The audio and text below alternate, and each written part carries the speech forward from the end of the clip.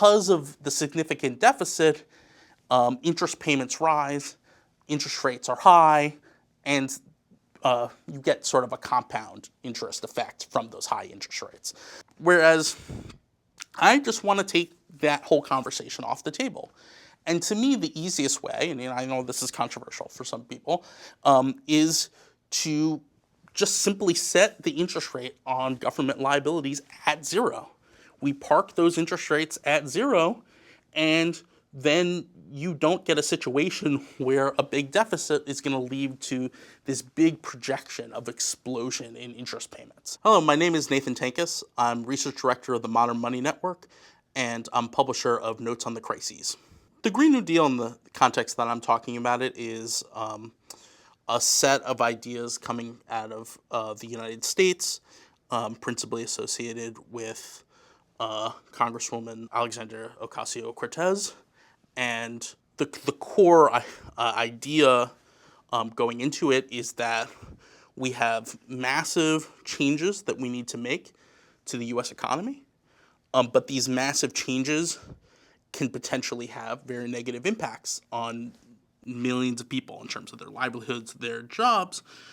So rather than trying to focus on some sort of more technocratic fixes that will, supposedly compensate these people, but won't be jobs where they are centered socially, politically, culturally, basically, money that will just, get them to go away. The idea is we need to guarantee people's livelihood by guaranteeing them full employment, guaranteeing them a right to a job, and transforming the economy directly through big public investments that provide benefits not just to the people who have those particular jobs, but make everyone's lives better. And this is sort of in contrast to proposals that are focused on providing kind of price incentives for investing in green technology and price disincentives for investing in fossil fuel technology that are more market-based and more oriented towards having, firms, make the right decisions rather than having kind of publicly directed investments directly shaping the economy. The idea that the Green New Deal is fiscally unsustainable and is unworkable. First, it's that concept is based around not recognizing the ongoing costs of climate change and the potential, catastrophic costs of climate change. It doesn't matter how much money you've saved if you don't have a planet in which to enjoy the money you've saved. And second, I think that the idea that it's, too expensive to make the kind of large publicly directed investments that we need to reshape the economy is grounded in these ideas about how our budgets work, how the federal budget is kind of just like a household budget, and that we need to wait for the United States to quote unquote get richer before we can make these kinds of public investments. Whereas, from the Green New Deal perspective and from other perspectives, it's exactly the opposite. We need to make these investments now when we still have time to reshape the economy. And that's our main limit, is the time to reshape our economy. And we can make our economy work in the ways that we need to, given sufficient amount of time to, undertake such big transformational projects. The essential problem that you encounter when you're trying to think big about the Green New Deal is the Congressional Budget Office, and more generally, the kind of methodology that follows the Congressional Budget Office and permeates mainstream economic policy thinking. And the ideas centered in this framework is that the Federal Reserve is responsible for taking care of inflation, that it's always successfully able to take care of inflation, but it's also always successful in generating full employment. And so as a result, the economy never really has problems with underutilized resources. And so that means that as a result, what follows is that any time that you have spending that quote unquote isn't paid for, that you have big deficit spending, the only result, you're not making the economy function better, you're not utilizing underutilized resources. All you're doing is creating a bout of spending that the Federal Reserve is going to need to offset. And how does it offset it? It raises interest rates. And so suddenly we're in a world where they're projecting, that interest payments are going to grow and grow and grow and take over the whole economy. And so it's this framework that is very biased against using any form of fiscal policy. And I think there are a number of problems with that way of thinking. One essential problem with that way of thinking is that we have other ways of managing demand. We have other tools that we can use to reduce demand if we really are truly close to a full employment economy. But the more fundamental problem, and a problem we would especially see right now in the coronavirus depression, is that there's a lot of underutilized resources to use. We can spend money, as we've seen in part from the CARES Act, and employ people and produce goods and services without any need for the Federal Reserve to respond and raise interest rates.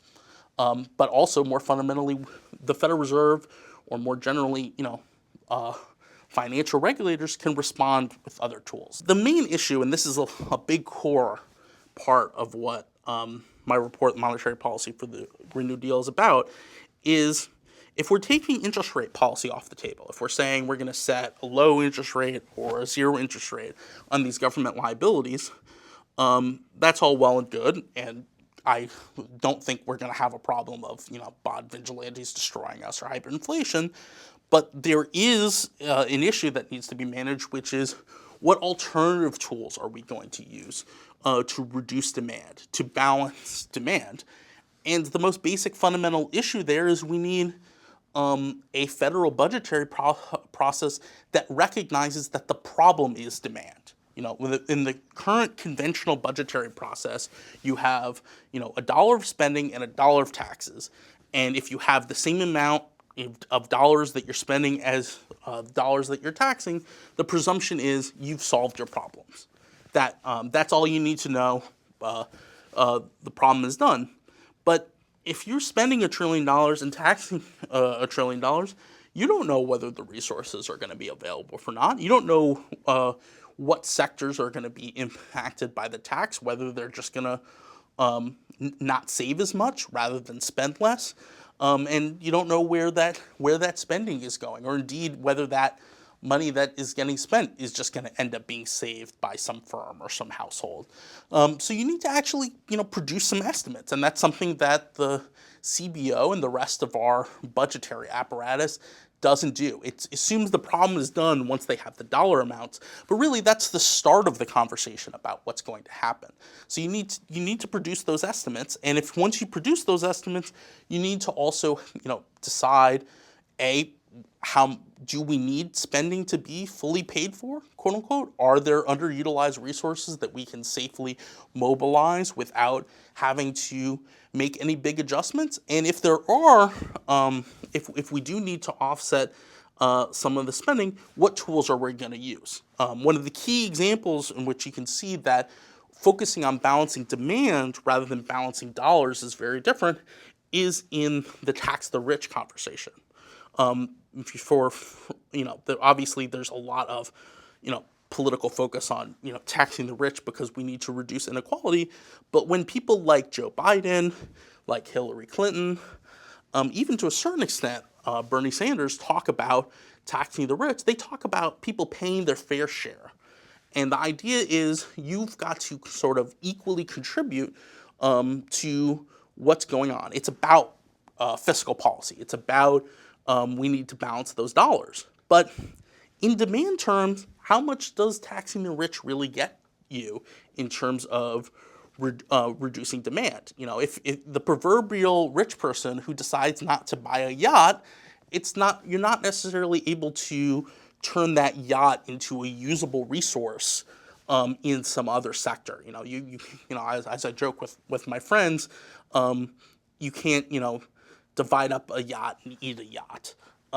And food might be actually the resource that you need to be producing.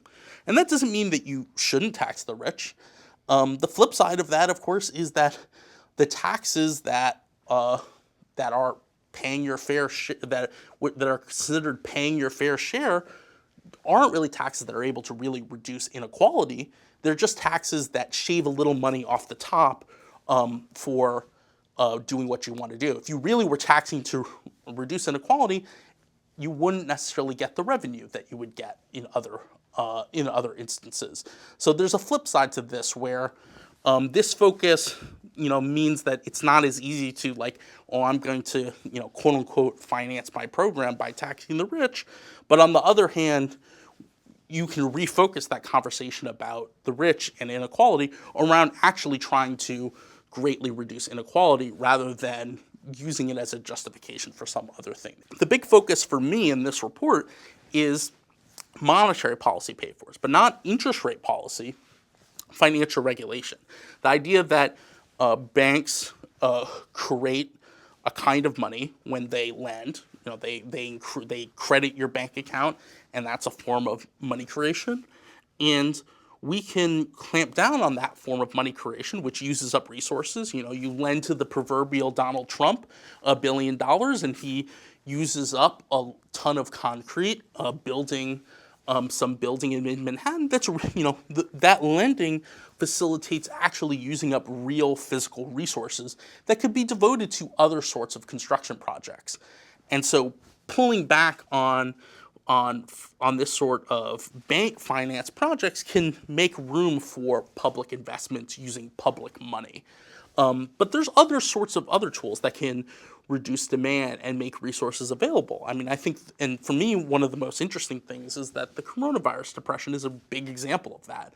We have a test case of non-financial regulations that aren't directly affecting fiscal policy at all, and you can create mass unemployment, obviously in a way that you wouldn't choose to do, but the fact is it's a test case that you can do it that way. And shows that on a smaller scale, you could make available significant degree of resources, say, closing a power plant, closing some other type of carbon-intensive factory, and directly have a fiscal program for redeploying those workers and those resources in a different sort of project. And so I think, as I was working on this report before the coronavirus depression got going, and I felt, solidified in the thesis of the report, knowing that we have this big test case for a non-fiscal pay-for that can make resources available, and of course gels much more cleanly with the Green New Deal project. The fact that we can use financial regulations, contractionary financial regulations that maybe target carbon-intensive sectors, and that we can also use non-financial regulations that target these sectors and make resources available for transitioning to a green economy, you're starting to see a kind of more comprehensive policy program that gels together. That when you abandon this narrow household budgeting way of thinking, and you think about managing demand, we have this way of transferring lots and lots of resources to the public investments that we want to make, while guaranteeing full employment, and we're not necessarily going to have big bouts of inflation or have to worry about mass shortages. There'll definitely be transitional bumps in the road, but you can see more clearly that there's a roadmap from getting to point A to point B, as long as we have enough time to make that transition. So in this conversation about non-fiscal pay-fors, and specifically monetary policy pay-fors, the question becomes, what specific type of monetary policy pay-fors that you can use? And there's a conventional set of financial regulations that you can look to. We could look, for example, at raising capital requirements. And I think that certainly could reduce demand significantly. The issue that I get to with our conventional tools for regulation is there's all sorts of ways to innovate around these constraints. They're not aimed for the purpose of really having kind of more predictable impacts on the economy.